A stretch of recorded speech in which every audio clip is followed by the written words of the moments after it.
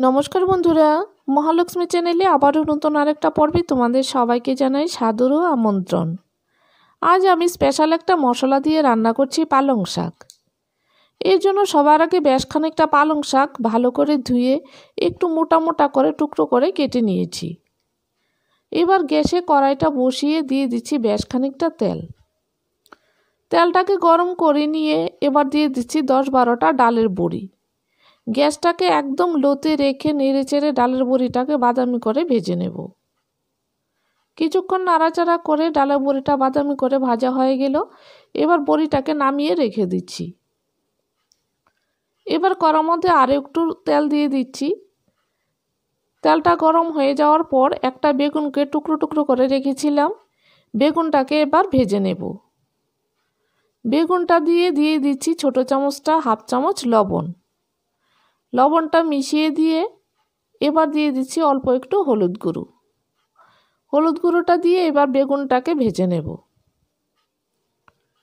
কিছুক্ষণ পর বেগুনটা যখন মোটামুটি ভাজা হয়ে এলো, এবার দিয়ে দিচ্ছি বেশ খানিকটা মটরশুঁটি। মটরশুঁটিটাকেও বেগুনের সাথে একটু নেড়ে ভেজে নিচ্ছি। মটরশুঁটি ও বেগুনটা ভাজা হয়ে গেল, এবার নামিয়ে রেখে দিচ্ছি।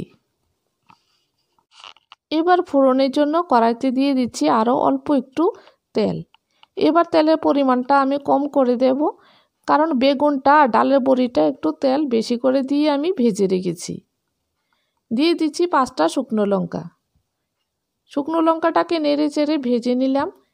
এবার 4টা শুকনো লঙ্কা আমি তুলে রেখে দিচ্ছি। তেলটার মধ্যে দিয়ে দিচ্ছি 1/2 চামচ কালো জিরে। ফোড়নে কালো জিরেটা দিয়ে দিচ্ছি কুচিয়ে রাখা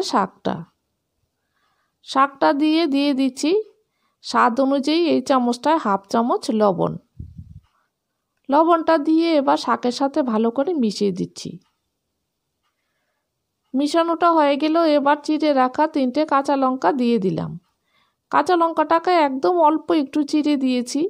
কাঁচা লঙ্কাটা যেন ঝালটা বেশি পরিমাণে শাকের মধ্যে না ঢুকে যায়, সেই জন্য অল্প একটু চিড়ে কাঁচা লঙ্কাটাকে দিয়ে দিলাম। এবার শাকটাকে খোলা অবস্থায় আমি রান্না করে নেব। গ্যাসটাকে মিডিয়াম আঁচে রেখে কিছুক্ষণ পর শাকটাকে আবার নেড়ে দিচ্ছি। শাকটা থেকে বেশ খানিকটা জল বেরিয়েছে।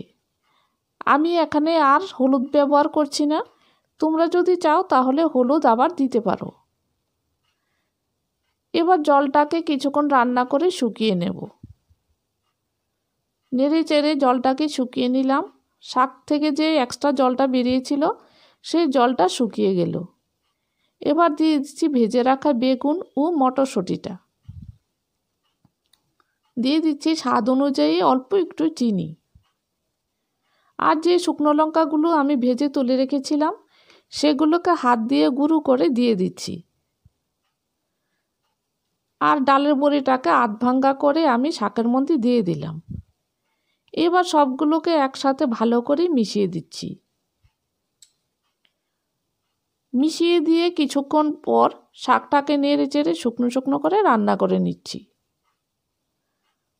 শাকটা শুকনো শুকনো করে রান্না হয়ে গেল, এবার দিয়ে দিচ্ছি সেই স্পেশাল মশলাটা।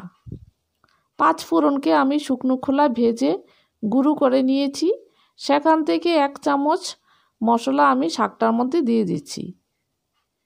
5 ফোড়নের গুঁড়ো মশলাটা দিয়ে শাকের সাথে মিশিয়ে দিয়ে শাকটাকে রান্না করে নিচ্ছি। এই মশলাটা যদি তোমাদের কাছে না থাকে তাহলে এই মশলাটা ছাড়াও সেম পদ্ধতিতে পালং শাক তোমরা রান্না করতে পারো। 5 ফোড়নের মশলাটা দিয়ে মিশিয়ে দিয়ে গ্যাসটাকে অফ করে দিলাম। শাকটা তৈরি হয়ে গেল, এবার একটা প্লেটে নামিয়ে নিচ্ছি। এই রেসিপিটা যদি তোমাদের কাছে ভালো লাগে তাহলে প্রতিদিনের মতো আজও আমার চ্যানেলটাকে লাইক, শেয়ার ও সাবস্ক্রাইব করার জন্য অনুরোধ করছি।